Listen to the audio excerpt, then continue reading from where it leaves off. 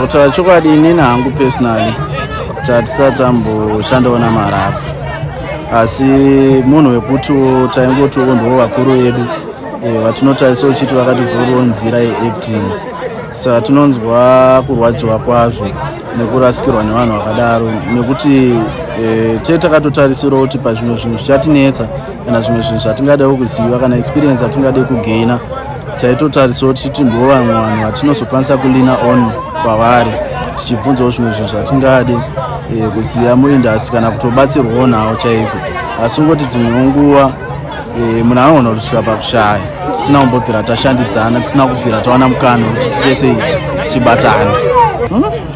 Zvinhu zvakaoma mukoma kutaura chokwadi, like kuti ingori situation yekuti it's unplanned and uncontrolled event, so hapana chatingakwanisa kuita but kutongorwadziwa.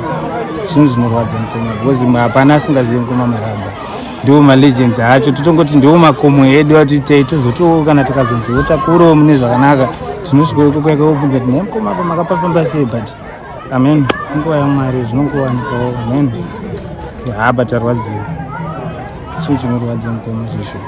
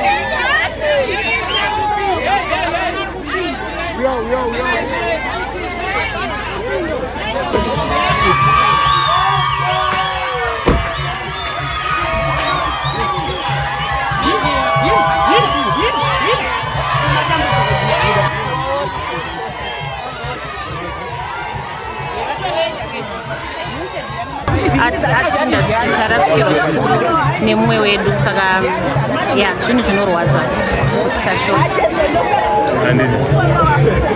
Tingati mumashuku kana kuti anenge akuzotaurwa nevamwe toziva kuti maactors pane pakunzi munoregererana kana kuti kudii.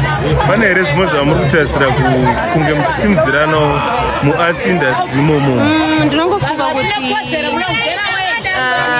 funeral yaMaraba yangondidzidzisa kuti we need to support each other as artists. Awirwawo nedambudziko tosapotana, ari kucelebratewo tocelebratewo naye, pane maproblems tichipota tichichekana tichingotarisana kuona kuti mumwe wedu ari sei, vamwe vedu vari sei.